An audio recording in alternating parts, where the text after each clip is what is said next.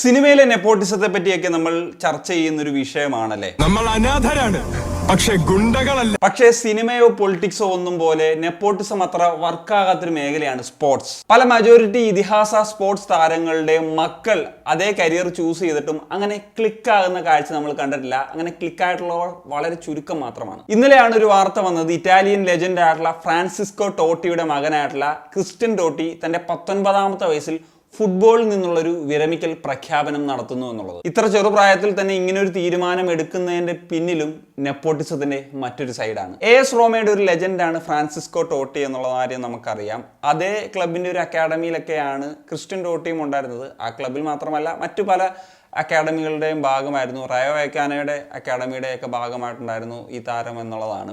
കഴിഞ്ഞ സീസണിൽ ഒരു സീരിയ ഡി 4th ഡിവിഷൻ ക്ലബിൻ്റെ ഭാഗമായിരുന്നു. 5-6 മത്സരങ്ങളും അദ്ദേഹം കളിച്ചിരുന്നു.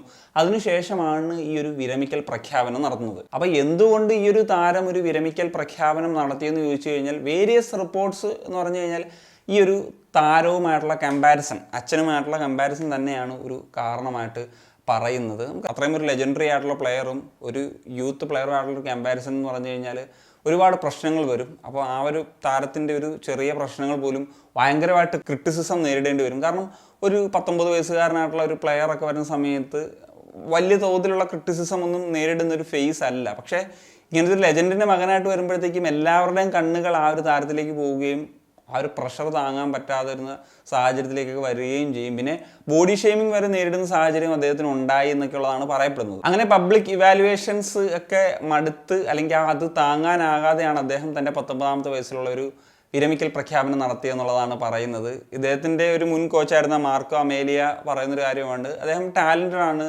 ഇറ്റലിയിലെ 2nd ടയറിലോ 3rd ടയറിലോ ഒക്കെ ഒരു ഫുട്ബോൾ പ്ലെയറായിട്ട് കരിയർ തുടരാനൊക്കെ പറ്റും എന്നുള്ള കാര്യം പറയുന്നുണ്ട്. പക്ഷേ ഈ പറഞ്ഞ പ്രഷർ താങ്ങാനാവുന്നില്ല എന്ന് പറയുന്ന ഒരു പ്രശ്നമാണ് അദ്ദേഹത്തെ ഇതിൽ നിന്നും വേണ്ട എന്ന് പറയുന്ന തീരുമാനത്തിലേക്ക് എത്തിക്കുന്നത്. എന്നാൽ അദ്ദേഹം ഫുട്ബോൾ വിടില്ല എന്നുള്ളതാണ്. ആസ് എ പ്ലെയർ അല്ലെങ്കിൽ മറ്റൊരു റോളിൽ അദ്ദേഹം ഉണ്ടാകും. അദ്ദേഹത്തിൻ്റെ ഒരു ഫാമിലി റൺ ചെയ്യുന്ന ടോട്ടി സോക്കർ സ്കൂളിൻ്റെ ഭാഗമായിട്ടായിരിക്കും അദ്ദേഹം ഉണ്ടാകുക. അദ്ദേഹത്തിൻ്റെ ബ്രദർ അവിടുത്തെ ഒരു സ്കൗട്ടായിട്ടും ടാലൻ്റ് ഐഡൻറ്റിഫൈ ചെയ്ത് അങ്ങനത്തെ ജോലികളൊക്കെ ചെയ്യുന്നുണ്ട്. അപ്പം അദ്ദേഹം ആ ഒരു സോക്കർ സ്കൂളിൻ്റെ ഒരു ഭാഗമായിട്ട് ഇനി വർക്ക് ചെയ്യും എന്നുള്ള കാര്യങ്ങളൊക്കെയാണ് റിപ്പോർട്ടുകളായിട്ട് നമുക്ക് കാണാൻ സാധിക്കുന്നത്.